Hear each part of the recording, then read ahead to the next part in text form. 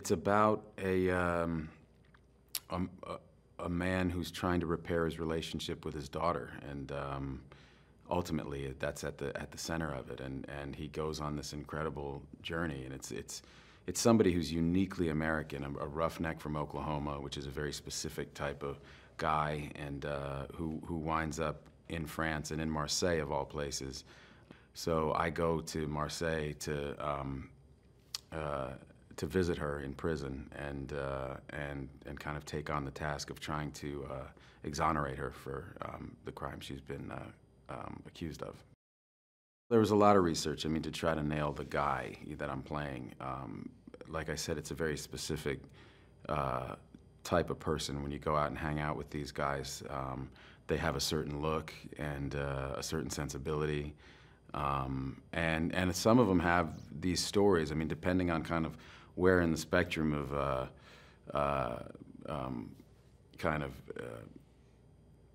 level of mistakes that they've made. A lot of them do report that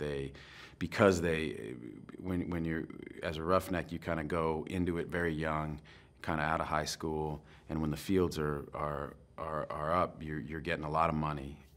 You're kind of like rock stars, and so they kind of behave on that trajectory where some of them live real fast and hard and kind of squander the money they make, or they make some mistakes, or they do damage to their kind of core relationships with people close to them, and that's kind of where we find this guy. He's clearly got a past, and he's made a lot of mistakes as a father, and he's at a place where he's trying to get his life together and get this relationship back on track with his daughter. He carries a lot of guilt and shame around how he's behaved in the past.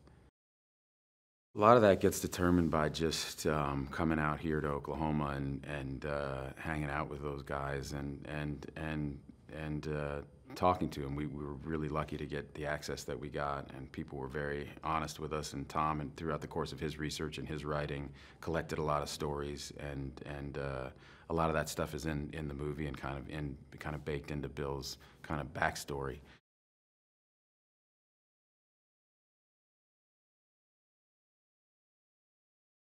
She was a student at OSU and went on an exchange program, and just announced to him one day that she was going to Marseille, and he didn't even know where that was. And you know, you get the sense that she wanted to get far away from her life in Oklahoma, and to a certain extent from him. Like, she doesn't have, you know, she's got a damaged relationship with him.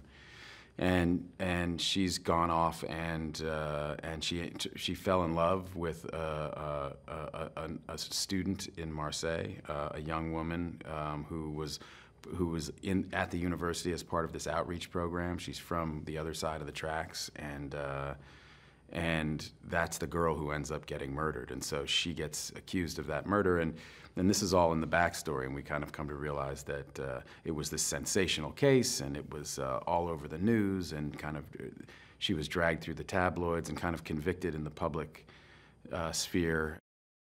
She's incredible. This whole cast is just remarkable, and the scenes are really intense. I mean, Abby, like, you know, it's all of these scenes in prison, and she's desperate to get out, and she goes on this whole kind of emotional journey. But it was very intense shooting those scenes, because we just stacked them all together and shot them, and it was pages and pages every day, and the scenes were not easy scenes. And she has to drive the whole movie. She's, you know, so we really relied on her to kind of be somewhat of an engine for Bill, to get him going.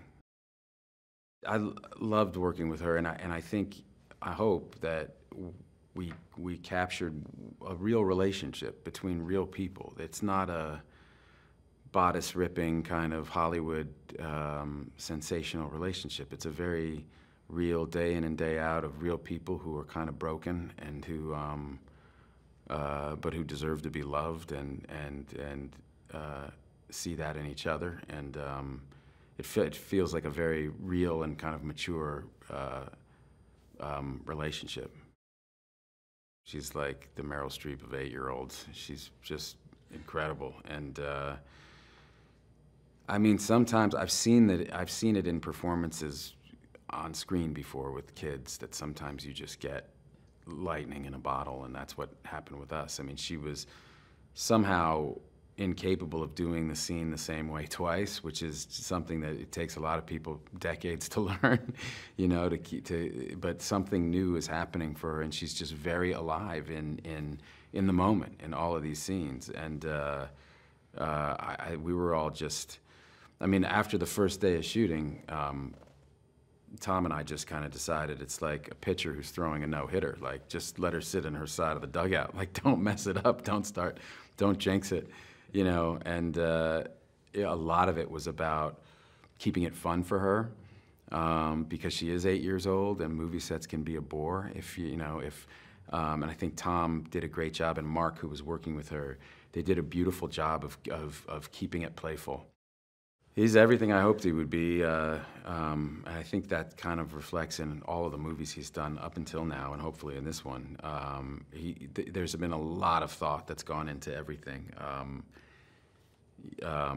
You know, it's about a guy a type of guy, really, who is feeling increasingly powerless in the new world that we're all moving into, that's moving really fast and leaving him behind, and he has value, and he has worth, and and he wants to work, and he wants to contribute, but he's feeling a little helpless, and a lot comes out of that, you know, a lot of rage and a lot of sadness and shame, and so so that's all baked into the writing, and that was and that's why I think another thing that made it interesting to have Tom and Thomas and Noé collaborating on the script, because they come at it at very, you know, specific viewpoints. Tom is very American, and they are very French, and so something I think wonderful happened in the alchemy there.